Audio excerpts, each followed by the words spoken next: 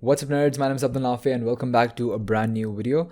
And this video is pretty different. In this we're going to be talking about the business side of things in with art. So a while ago I got a comment from somebody who asking me to basically explain how it basically explain the career options that we have as 3D artists and how much do we make on average, and how just some recommendations and some basic advice, stuff like that. Now I would like to preface this video by letting you guys know that it might seem like I know what I'm talking about. I actually don't. I'm just a random teenager. I'm just a random 18-year-old who loves creating art and who loves creating tutorials. So yeah, that's basically it. And I have a whole ass script ready for this. I have some talking points written down which I'm going to be talking. And so this frame, by the way, it might seem a little awkward to you guys because like I have my desk right here and this background is pretty empty. But it's actually pretty comfortable for me. And this is, I'm going to be using this for future videos as well because it's just easier for me to make videos this way. And I can also use my mic. Otherwise, if for example I place my camera right there, then I'm not going to be able to use my mic because this has to stay on the table. Anyway, so with that stuff out of the way, let's start with how exactly can you make money as a 3D artist. So basically, before deciding what career option you want to go into, I would recommend you to actually come up, I would recommend you to actually decide a career path that you want to take, right? So basically decide a niche in 3D art, in 3D animation, which you want to go through. For example, if you enjoy texturing a lot, you can become a 3D texturer. You can create textures, you can create seamless textures, PBR textures and stuff like that, right? You can create all that. If you, for example, like lighting a lot, then you can become a professional lighter. You can create lighting setups and then you can sell those online, or you can just take people's scenes and then you can light them and then you can charge money for that. That could be a freelancing idea for you guys. Apart from that, if let's say you like modeling, then you can create models for specific companies, and I think this is pretty high on demand. For example, if let's say I design like a tech product, for example, right, and I want to create an animation of it, I want to create an artwork of it, basically like an advertisement. So what I'm going to do is that I'm actually going to go to a modeler and then I'm going to be getting a professional model made of that model, right, of that phone or whatever it is, right? So for that, 3D modelers are very high in demand right now, and that's why I think that is a pretty good option for you guys. Apart from that, if you don't want to limit yourself to one specific type of work in 3D animation, then you can become a 3D generalist, and this is something which I personally am myself, and I would recommend you to go through this path as well, because obviously then you can do everything, and although you're not a master in either of those, you can basically do a great job in all of them, and that makes you more hireable for clients, and that makes you a better candidate to have, because obviously you have other skills as well. So that's something to consider. Apart from that, once you have decided your niche, for example, you have decided that you're going to become a 3D generalist, then you have to decide which career path that you have to take. So basically there are four main career paths. The first one is going to be freelancing. It's going to be taking freelance projects from websites like Fiverr, Upwork, and I'm going to be talking about freelancing later on. I'm going to be telling you how to get more projects, how to get where you can get customers. But anyways, so that's one career path, freelancing.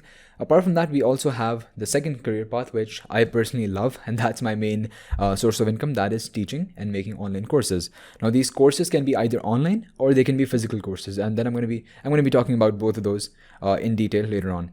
Or the third option you have is joining a studio. You can get a job and you can work in, well, let's say a large studio or even an indie studio, making short films, making advertisements and stuff like that. So that's another option which you have. The third one is it's a little different. You can make add-ons for Blender. You can like create models for different 3D softwares. I personally use Blender, so I'm going to be talking about that. And you can basically sell those online. Now, this usually is not a source of income. It's not a main source of income. It can be an extra source of income for you if you're into that. However, I would recommend you to choose one from the top three, or you can even choose multiple of those. You can even choose all of those if you want. I mean, that really depends on how much you want to work and how much you are willing to spend your time in 3D animation. So yeah, and apart from that, you can also create your models, you can also create your textures and stuff like that, and you can sell them on marketplaces. So that's how you can make a lot of money as well. And if you know programming and Blender, then you can create your own add-ons, or for example in Unreal Engine you can create plugins, and then you can sell them as well. And by the way, all these things that I'm talking about, they go for all 3D softwares. I personally only use Blender and Unreal Engine, so I'm going to be giving examples of those. However, you can apply all this knowledge to other 3D softwares as well. Right, so let's start with the first option, which is going to be freelancing. So how exactly do you get projects? Basically, there are a few main ways of getting projects. The first one is obviously create an Instagram account. That is literally the most important thing which you can do. You can create a portfolio. You can maintain a whole portfolio of artwork on Instagram. That's what I personally do. You can follow my Instagram, by the way, if you want inspiration for 3D art. My Instagram ID is at Nafe3D, so you can follow me there if you want. Apart from that, you can also post your art on Facebook groups. Now, this has been very, very, very, very beneficial for me, because most of the projects that I get of 3D animation are actually they're not from Instagram, they are from Facebook groups. And that's very, very interesting, because usually when I usually used to post on Facebook groups, it was just to show off my work and just to inspire people to make their own artwork, or maybe to promote one of my courses. And then what ended up happening was that I used to get a lot of these projects, and I used to get a lot of offers from people, and a lot of them were actually good projects, and I did them. So yeah, basically that's one way you can get projects for yourself as well. Facebook groups is the major one. Apart from that, Instagram, and then obviously you have those freelancing websites: Fiverr, Upwork, Guru.com. I think apart from that, I think there's Freelancer.com, and I used to work on them. I used to work on Fiverr, none of the other ones, I'm not gonna lie. And honestly, the experience on Fiverr was good. However, the problem with freelancing in general is that your experience totally depends on your client, right? For example, if you get a good client, then it's going to be a good experience. If you get a difficult client, then it's going to be a very difficult experience for you guys. And the reason why I prefer the second option, which is going to be teaching, is because you have your own creative freedom. You can create whatever you want. You can create it whenever you want. You have no deadlines, and you can and obviously you just need some extra equipment. For example, this a microphone, a good computer. Well, you need a good computer for everything, for 3D art in general, but yeah, you get the point, right? You need some extra equipment, for example, lights and stuff like that, and you can make a lot of money by working in your own schedule, by working whenever you want. So that's another thing which I think is very important for 3D artists, and that is basically freedom of time, right? Just doing things whenever you want, wherever you want. And so that's something which you get from teaching. And so where do you teach? You can teach on Skillshare, you can teach on Udemy, you can even teach on YouTube. But obviously YouTube is very competitive now generally. And basically I use my whole YouTube channel. The main purpose of that is to promote my courses. What I do is I usually post like the first half or the first quarter part of my course on YouTube, and then I drive traffic from that to Udemy. I used to do that with Skillshare as well. However, now I don't make videos on Skillshare because I recently got banned. I made another video on that, explaining that as well, so you can just check it out. It's on my channel, you can just check it out. And yeah, so there's that. You can even try out different platforms, for example, like Coursera. If your courses are really high quality, then you can check out Coursera. And there are some other websites as well. However, the quality of your courses have to be really good if you want to go to those platforms. Udemy and Skillshare are good for beginners, and that's something which I would recommend you to do in the start as well. And joining a studio, now that's the third option, the third income option, by the way.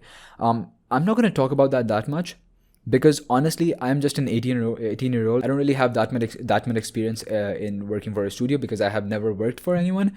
However, I have done a lot of research on YouTube. I've done a lot of research on other websites and stuff like that, on Google. And so generally, the thing which I have learned from all that research is that working for a studio is basically just like working another job. Like you don't have any sort of locational freedom. You don't have any sort of time freedom. You do have financial freedom if the job pays well. However, in our generation especially, what I'm noticing is that a lot of people don't want to work jobs, and that's the main reason for that is because they want all sorts of freedom, right? They want financial freedom, they want location freedom, they want time freedom, and that's not something which you generally get from jobs. Unless your job is different, then that is an exception. So yeah, there's that. You can join a studio, but obviously you have to go through the whole interview process, and just getting into a studio is difficult, especially if you want to get into one of the bigger studios, for example, like Disney and stuff like that. It's very hard to get in those studios, right? So, but obviously if you're into that, you can do more research on that. However, I'm not going to be going into too much detail about that, because I personally don't know it myself as well, right? There's that. And again, making add-ons, I have never made an add-on. I'm just going to be straight up. And I have never made any models, which I have uploaded on any marketplace. For example, the Blender Kit library, or you can go to Blender Marketplace and stuff like that, or the Epic Games Store. I've never really published anything on that, so I'm not really going to talk about that. But that is another option which you have, which you can go down the route of. Apart from that, somebody asked me for what exactly is the average salary of 3D artists. So in the USA, the average salary ranges from $60,000 to $130,000, and basically the way I learned that was just by searching it on the internet. So I would recommend you to obviously the salaries in your countries are going to be different. So what I would recommend you to do is I would recommend you to search average 3D artist salary in XYZ, in whatever your country is. For example, in Pakistan, in India, whatever your country is, then you can just search for that and you're going to get a good estimate. Apart from that, obviously salaries do range from company to company, from basically employer to employer. Everything is different, but you will get a general estimate, a general idea of how much you can expect to earn in as a 3D artist. So there's that. Apart from that, just one advice for you guys. Okay, so what I did was basically I'm in high school right now, and I am applying to college, but that's not for what do you call it, 3D art. That is for computer science. And so if you want to go to art school, if you want to go to college for computer science, for 3D animation or for art in general, then I would actually not recommend you to do that, because when I was doing my research, a lot of people warned me against that, because generally people are saying that everything you want to learn, you can learn that from YouTube, from Udemy, from Skillshare and stuff like that, right? So you don't really need to go to college if your goal is to learn stuff. If, for example, your goal is to network, to make friends, to socialize, to have that college experience, then of course you can by all means go for college, and then I would actually recommend you to do that. That's the reason why I'm doing it myself as well. And so yeah, if you want to learn 3D animation, then there are much better options, much more cost-effective options, much more time-efficient options, which you can go for. So college is not really the option. College is not really the best option when it comes to learning stuff, right? So there's that. And apart from that, I think the video is pretty long. So let me just conclude this video by giving you a recommendation. And this is going to be exactly what I do right now. So basically, if you are a beginner, if you have experience in 3D art, for example, a month to like a year or a year and a half, and you consider yourself a beginner, then what I would want to recommend you guys is start teaching. Start teaching on YouTube, start teaching on Skillshare, start teaching on Udemy. Basically, make courses. And what's going to happen is that when you make courses and when you earn money from that, then you're going to be more motivated to learn more stuff, and then you're going to be motivated to create more content, because then obviously you're going to be making money. Because generally, getting freelance projects for beginners are going to be pretty difficult, because generally when people give you projects, they're like, can you make this character? Making a character for a beginner is really hard, right? Can you make this car? Making a car for a beginner is basically almost impossible. And so freelance projects are mainly for professionals, mainly for amateur 3D artists. If you're a beginner, then you can just start teaching other beginners. And actually, there was a research, there was a study in that, in this thing as well. I learned that from an Ali Abdaal video, by the way. You can check his YouTube channel out. He's a great guy. ALYABDAL, that's his spelling. So what he said was that the best person to learn from in let's say anything, we're talking about 3D animation, right? The best person to learn from is not the professional who's been doing it for 10 years. The best person to learn from is someone who is one step ahead of you, because that is the person who understands your struggles, who understands what you are thinking of as a beginner artist, and who can guide you the best, right? So that's what I'm currently doing. I'm not focusing on freelancing that much. Obviously I do get some projects here and there, and I do them as well.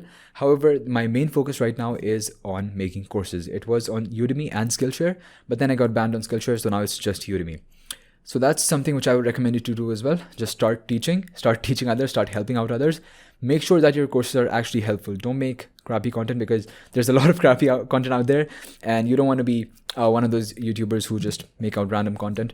So I would recommend you to actually give thought to your videos and and put some effort in your videos. So that's something very important.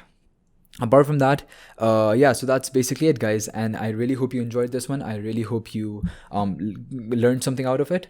I apologize for the video quality and the background and everything. I am working on a better studio.